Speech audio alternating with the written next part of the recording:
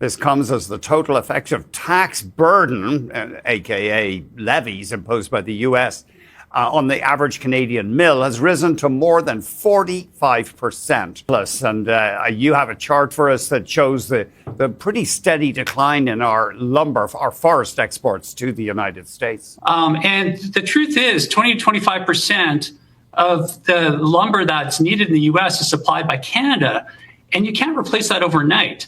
And the industry does not have the capacity to ramp up to fill that gap. Canada's lumber sector is taking hits again. But here's the part Washington didn't expect.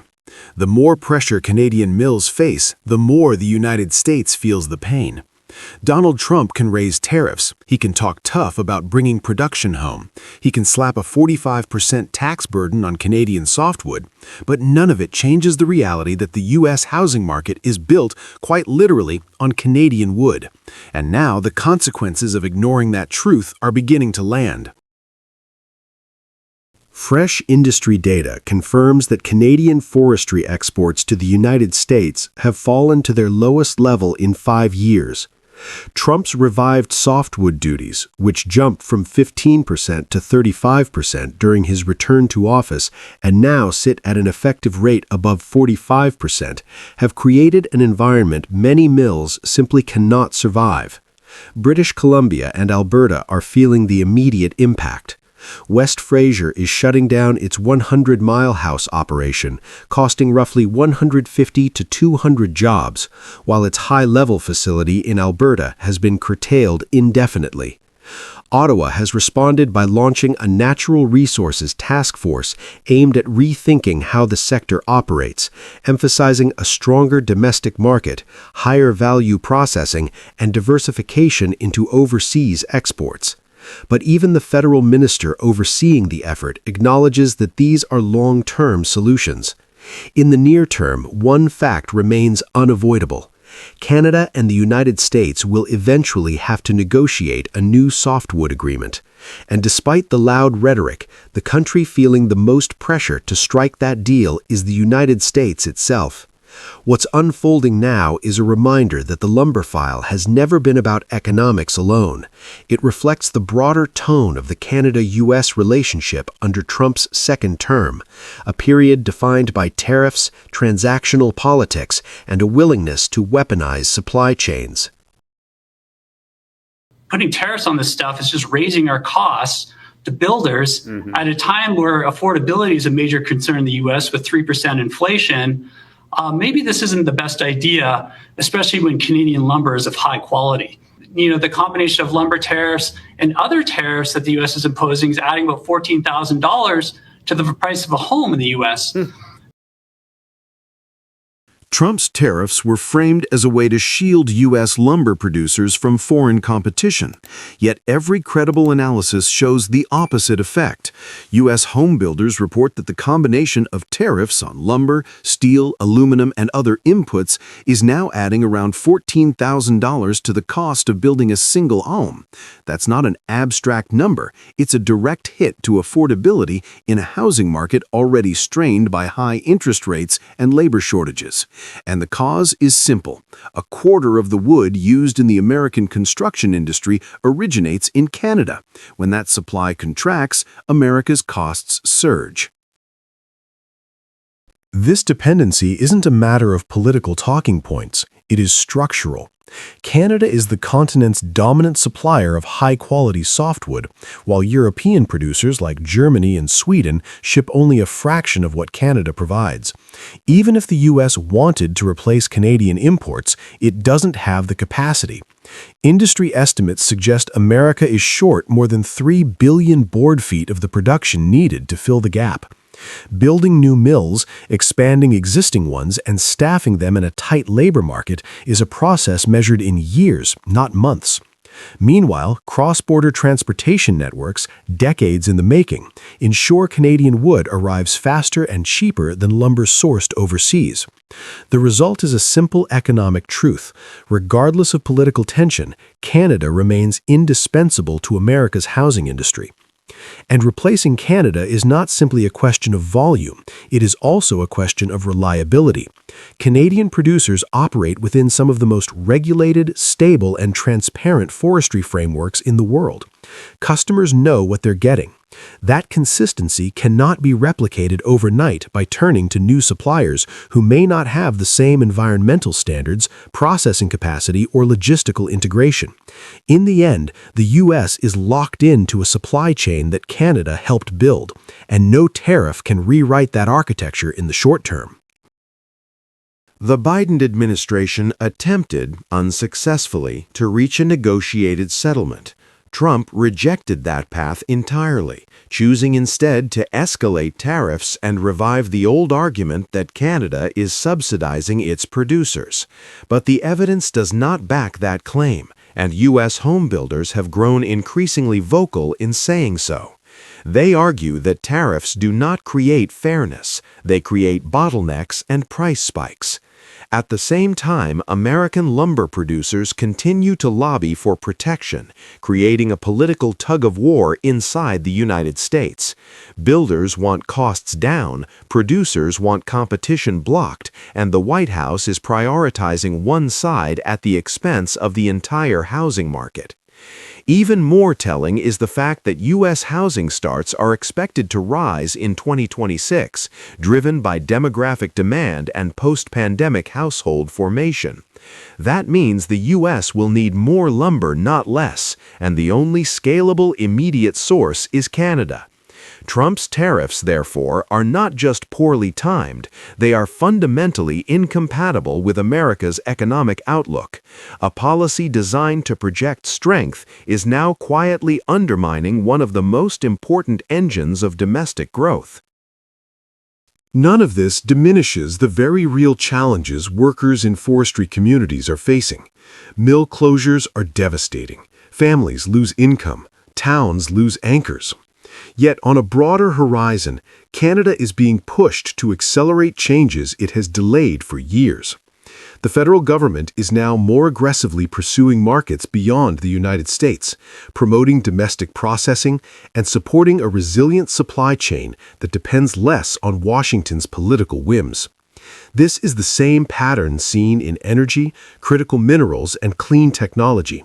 Whenever the United States tries to squeeze Canada, Canada adapts and often emerges stronger and more independent than before. Trump wanted leverage over Canada by raising tariffs. Instead, he handed Canada leverage over the United States. With every increase in construction costs, U.S. homebuilders turn up the political heat. With every canceled housing project, American voters feel the strain.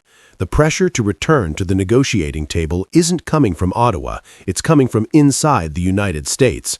Canada doesn't need a dramatic counterattack for this dynamic to unfold.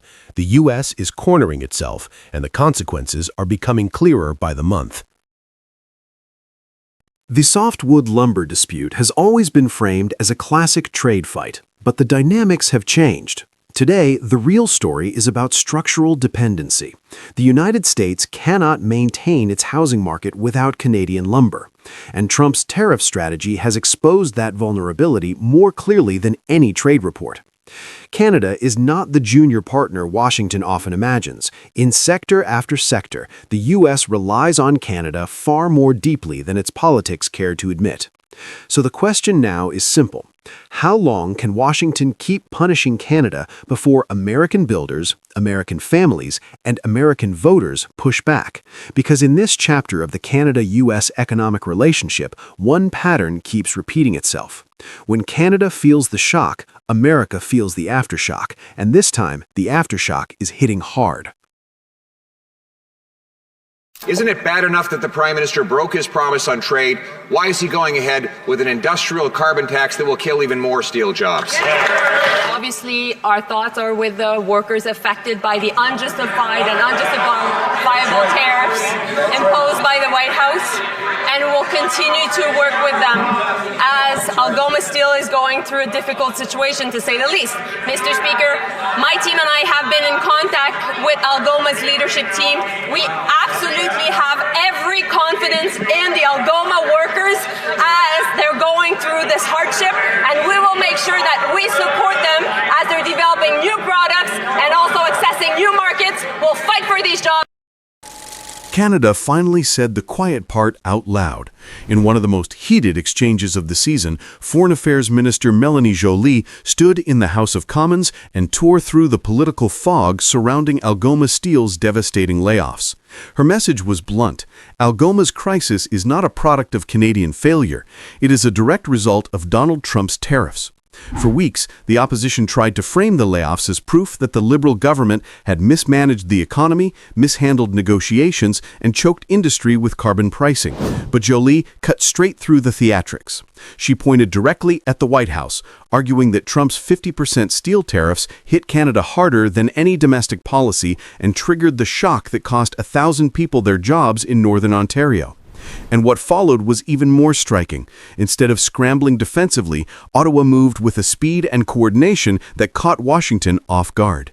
This is the story of a Canada that is no longer merely absorbing blows from its largest trading partner, but beginning to push back. The confrontation in Parliament began after Algoma Steel announced layoffs affecting nearly a third of its workforce. The news sent ripples through Sault Ste. Marie and quickly turned into national political ammunition. Conservatives opened question period with heavy criticism, accusing the government of breaking promises, dragging its feet on trade negotiations, and imposing economic burdens that supposedly weakened industry. But Joly did not accept that framing. She reminded the House that the root cause was not indecision in Ottawa, but aggressive tariff escalation from Washington. The moment Trump reinstated steep duties on Canadian steel and lumber, companies across the country were thrown into uncertainty. Algoma simply became the first visible casualty. She emphasized that the government immediately contacted Algoma's leadership, began coordinating on new product development, and started opening alternative markets to reduce dependence on the American interstate system. In other words, while Trump's tariffs were designed to destabilize, Canada was already building a path out. The debate rapidly expanded into a reflection of the larger Canada-US power struggle. Conservatives insisted the government had failed workers. Liberals insisted they were fighting an economic war not of their own making. And Joly's confidence suggested something deeper.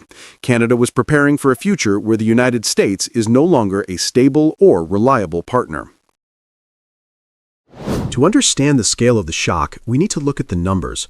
Trump's administration slapped 50% tariffs on Canadian steel in 2025. According to reporting from Reuters and AP, the White House viewed these tariffs as leverage ahead of the 2026 USMCA review. The intention was clear: create pressure, disrupt Canadian industry, and extract political concessions later. Instead, the consequences landed immediately on Canadian communities. Algoma's layoffs struck families, mortgage holders, and local businesses at a scale that resembles a regional recession. This is why Joly's intervention matters. She reframed the narrative, reminding Canadians that Trump, not Ottawa, fired the first shot. This framing is not political spin. It matches the economic reality reported by analysts across major outlets. U.S. tariff aggression, not carbon pricing, was the dominant shock factor of 2025. What surprised many observers was the speed of Canada's response. Instead of sitting back and hoping Trump would blink, Ottawa immediately established a crisis coordination team with Algoma management. Minister Champagne spoke daily with Unifor leadership. Carney's cabinet initiated rapid assessments of export opportunities in Europe and Asia, particularly markets hungry for low-carbon steel. This shift is not symbolic. It signals a deeper change in Canadian strategy.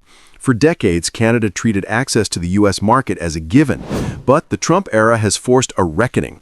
Ottawa is now preparing for a future where Canada cannot assume American stability, predictability, or even good faith. The result is a new approach: diversify exports, move into green steel, lean on Canada's clean power advantage, and align with countries actively seeking alternatives to Chinese and Russian supply chains. Europe's CBAM regime gives Canada a huge competitive advantage. Japan and South Korea have quietly expanded interest in Canadian metals. These developments did not materialize out of goodwill. They are a response to Trump creating a vacuum and Canada stepping in to fill it. Trump wanted chaos. What he got was Canadian acceleration. Trump's tariffs were meant to weaken Canada, but they produced the opposite effect. Instead of folding under pressure, Ottawa used the Algoma crisis as fuel to accelerate its industrial pivot. Canada is strengthening domestic supply chains, redirecting exports toward Europe and Asia, and moving faster on low-carbon steel projects powered by clean Canadian electricity. These steps were already in motion, but Trump's aggression removed any hesitation and turned them into urgent priorities.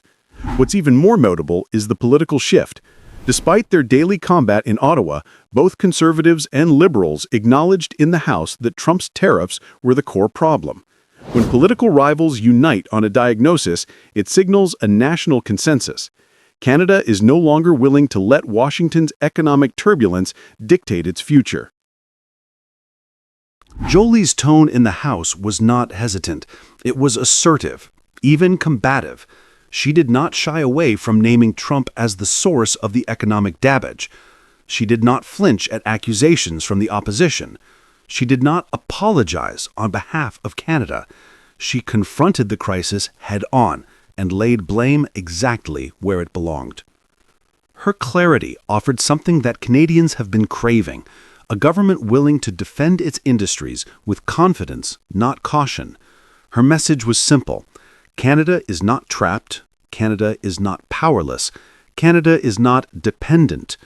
Instead, Canada is reshaping its industrial future, deliberately and unapologetically. It was the closest thing we have seen to a declaration of post-American economic independence in years. The Algoma layoffs were painful, but they also revealed something deeper. Canada has reached the point where it will no longer allow American tariff politics to dictate its economic destiny. Under Mark Carney, Canada is strengthening clean energy exports, expanding critical minerals development, and building industrial strategies designed for a world where U.S. reliability can no longer be assumed. This is not the Canada of 2 decades ago, dependent, hesitant, and hoping for stability from Washington. This is a Canada that is diversifying with intention, aligning with allies hungry for low-carbon materials, and preparing to stand firm during the upcoming USMCA review. Melanie Joly's performance in Parliament captured this shift perfectly. She didn't defend Canada with excuses. She defended it with clarity and confidence. She named the real cause of the crisis. She outlined a real response. And she signaled that Canada is ready for a long strategic contest with Trump's America. The layoffs at Algoma were the shock. Canada's response is the turning point. Trump may have started this fight, but Canada is deciding where it goes next. I look forward to speaking to the President soon, but I don't have a burning issue to speak with the President about right now. When America wants to come back and have the discussions on the trade side, we will have those discussions. Canada just delivered one of its clearest signals in years. Ottawa is no longer waiting for Washington's approval, and it certainly isn't rushing to repair a relationship that President Trump himself froze. When Prime Minister Mark Carney was asked whether he had any burning issue to raise with Trump, he didn't hesitate. I don't have a burning issue to speak with the president about right now. And with Trump skipping the G20 altogether, Canada suddenly stepped into a moment of rare leverage on the world stage. This week, Mark Carney arrived in Johannesburg for the G20 summit, a gathering of economies that collectively represent most of the world's population and global output. One chair, however, remained empty. President Donald Trump boycotted the event entirely, repeating inflammatory claims about South Africa and declaring that he would not represent the United States at what he called a disgraceful summit. His absence immediately reshaped the tone and structure of the meetings. For Canada, the timing was remarkable. Carney had just come from a major investment push in the United Arab Emirates, where the UAE pledged more than $90 billion toward Canadian projects, including over $20 billion earmarked for specific initiatives tied to clean energy, critical minerals, aviation, and high-value manufacturing. Unlike traditional announcements, this one carried real weight because the projects are aligned with Canada's long-term economic strategy and are designed to operate independently of U.S. policy volatility. Fresh off that success, Carney entered the G20 with a full slate of bilateral and multilateral engagements. Without Donald Trump's dominating presence, world leaders from Europe, Asia, and the Indo-Pacific were unusually eager to speak with Ottawa. Carney met with France, Germany, the United Kingdom, the European Union's leadership, Norway, South Korea, Indonesia, and India, an unusually broad diplomatic sweep in such a short period. Observers noted an immediate shift. With Washington absent, Canada found itself holding one of the clearest voices among Western democracies. Carney's remark about having no burning issue with Trump is more than a casual comment. It captures a deeper shift in how Canada sees the bilateral relationship.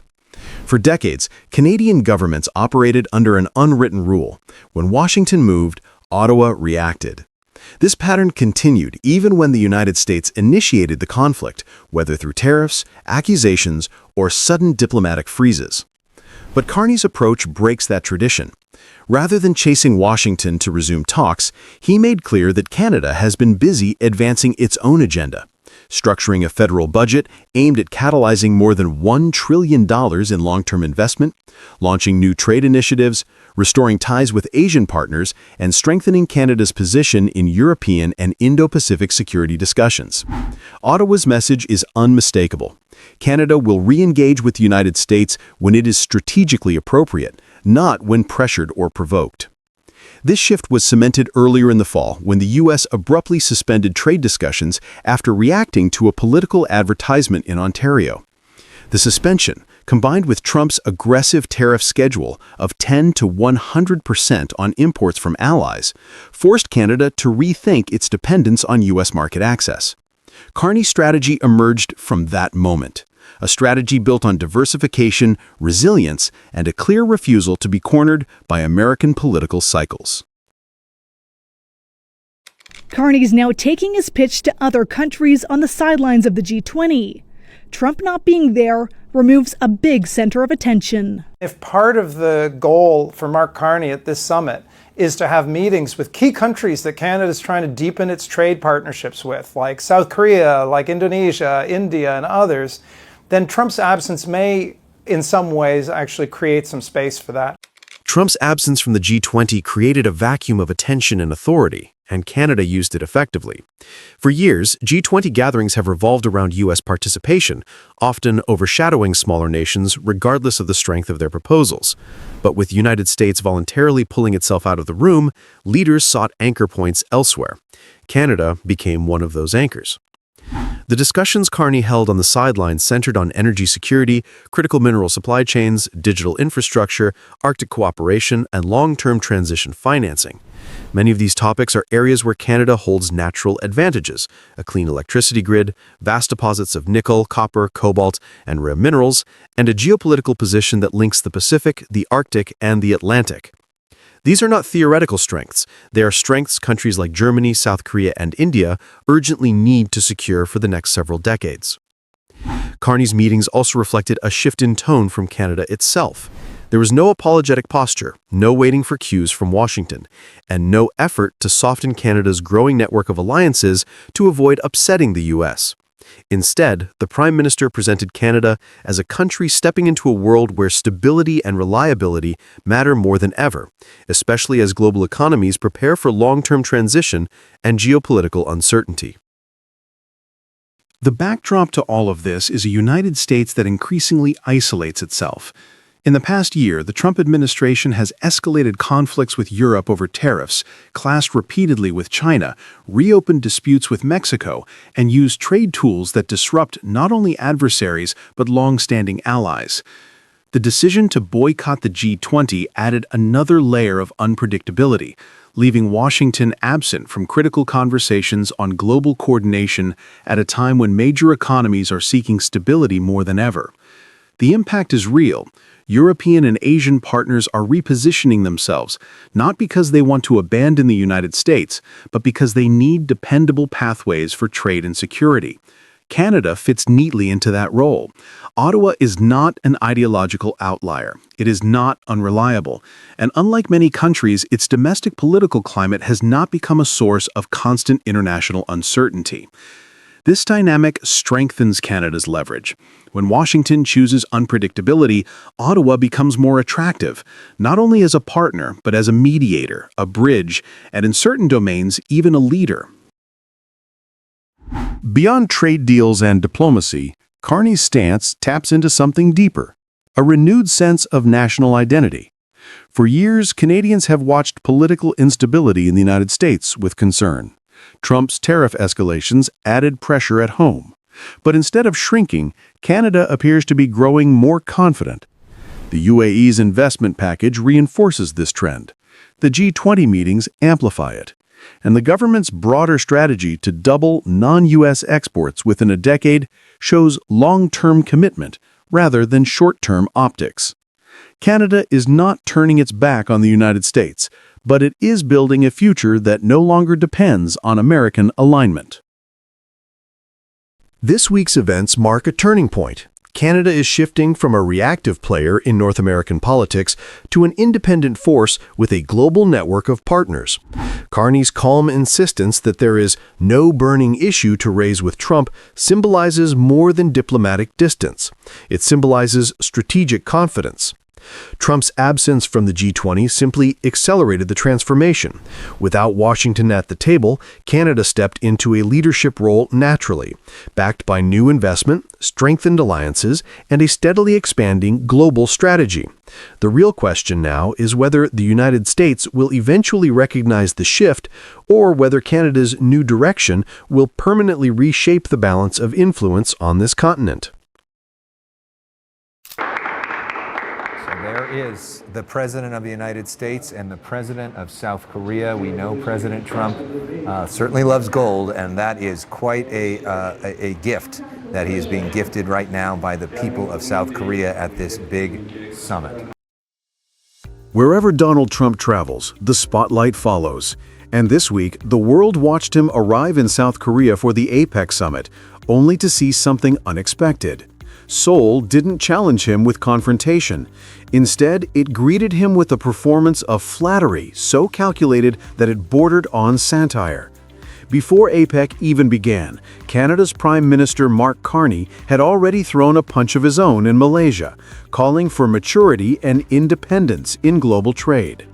Two leaders, two continents, and two very different ways of handling America's unpredictable president. This is the story of how South Korea turned diplomacy into theater, and how Canada turned patience into power. In the city of Gyeongju, the South Korean government staged a welcome unlike any other. Cameras flashed as Trump was presented with a gold-plated crown necklace and seated for a banquet carefully designed to play to his ego. The main course? American-style beef patties with ketchup, his favorite condiment. It seemed humorous at first, but this wasn't just about dinner. Behind the ceremony was a sophisticated act of statecraft. Trump had been demanding that Seoul pay as much as $350 billion in upfront contributions or face new 25% tariffs. The Korean side refused. After days of negotiations, the final arrangement reportedly cut the tariff threat to 15%, while South Korea agreed to make targeted investments. No blank checks, only projects with shared control and profit. In essence, Korea paid with symbolism instead of cash. Trump got the applause he craved, Seoul got a balanced deal, and the world witnessed a masterclass in how to tame an unpredictable negotiator without losing face. The real genius of Seoul's approach lay in the details. The gold necklace appealed to Trump's image of grandeur. The hamburger and ketchup played to his New York sensibilities. Then came the dessert, an orange-shaped confection nicknamed the Peacemaker. Observers saw it for what it was, a diplomatic wink. By giving Trump every theatrical cue of victory, Seoul made sure he walked away content. But in substance, the agreement kept South Korea's economic autonomy intact. Each gesture was psychological strategy disguised as hospitality. Gold represented recognition, ketchup, familiarity, and the orange dessert, a gentle mockery of Trump's persona. It was both humor and control, a reminder that soft power can outmaneuver hard demands. By the end of the evening, Trump declared that the deal was virtually done. For Seoul, it was already a quiet whim. For everyone watching, it was proof that diplomacy in 2025 required a mix of charm, calculation, and humor. As APEC's official sessions began, Trump once again dominated the cameras, but not the agenda. Surrounded by leaders from across Asia and the Pacific, he found himself praised publicly, yet bypassed privately. While Trump highlighted his so-called tariff victories, South Korea, Japan, and ASEAN states spent their meetings strengthening trade frameworks that excluded the United States. These included ongoing technology and supply chain initiatives, first launched during the 2023 ASEAN Economic Framework. The optics were striking. Trump at the center of ceremonies while the rest of the region quietly coordinated economic policies around him. The America First strategy that once commanded fear now drew polite smiles and cautious distance. In 2025, Asia's economies are expected to account for nearly 60% of global growth, according to the IMF's World Economic Outlook. That makes cooperation within the region far more valuable than appeasing Washington's demands. South Korea understood this. Its treatment of Trump wasn't just about humor, it was a signal that Asia could manage its relationships with or without the United States. Just days before the APEC summit in Kuala Lumpur, Prime Minister Mark Carney delivered what many analysts are calling a defining speech for Canada's modern trade policy. Standing before Southeast Asian leaders, he laid out a plan to double Canada's non-US exports over the next decade, an expansion worth roughly $300 billion in new trade. The figures were not slogans. Ottawa had already concluded or advanced multiple deals in 2025, an investment and energy framework with the European Union in August, a critical minerals partnership with Germany, agricultural and manufacturing accords with Mexico and Ecuador, and, most recently, Canada's first bilateral free trade agreement with Indonesia, announced in September. In Malaysia, Carney confirmed that talks with the broader ASEAN bloc are expected to conclude next year. Canada also signed a letter of intent with Malaysia's Petronas to expand the LNG Canada project in Kitimat, British Columbia, one of the world's largest liquefied natural gas facilities. Phase 2 alone could create tens of thousands of jobs, according to federal estimates. Carney's message was simple but profound. Canada's growth no longer depends on waiting for Washington's approval. The country will build its own network across Asia and Europe, based on stable partnerships and shared prosperity. While Carney spoke abroad, Ontario Premier Doug Ford was dealing with Trump's outrage at home. Ford's provincial government had funded an advertisement in the U.S. that replayed a 1987 speech by Ronald Reagan criticizing tariffs. The ad aired during the World Series and went viral, reaching more than 11 billion online impressions, according to Canadian media analytics. Trump's reaction was swift. A new 10% tariff on Canadian goods announced mid-flight to Asia. Yet Ford refused to escalate. He simply restated that tariffs hurt both sides, that every dollar taxed on a Canadian product raises costs for American consumers. Carney also chose silence, focusing instead on trade diversification and domestic investment. This contrast, Trump's fury versus Canada's composure, spoke louder than any statement. In diplomatic terms, calm became a weapon. For American audiences, the message landed. Public polls in late October by Ipsos Canada found that more than 60% of Canadians and 52% of Americans now believe tariffs between the two countries do more harm than good. Canada's restraint was paying off in public opinion as well as policy. Two continents told one story this week. In Asia, South Korea showed how to handle Trump with elegance and irony, feeding his pride while defending its own interests. In Southeast Asia, Canada demonstrated the next stage of Western diplomacy: independence without hostility, strategy without drama. Together, these moments reveal a changing world order. The United States remains powerful, but its allies have learned to navigate it rather than follow it. Soft power, patience, and long-term planning are replacing fear and flattery as the tools of modern leadership. At APEC 2025, Trump wore gold, accepted applause, and claimed victory, but the real winners were those who smiled back and quietly shaped the future. South Korea secured its trade balance. Canada secured its economic direction. And perhaps the clearest lesson from this week is that the rest of the world has finally adapted to the Trump era, not by confronting it, but by outsmarting it.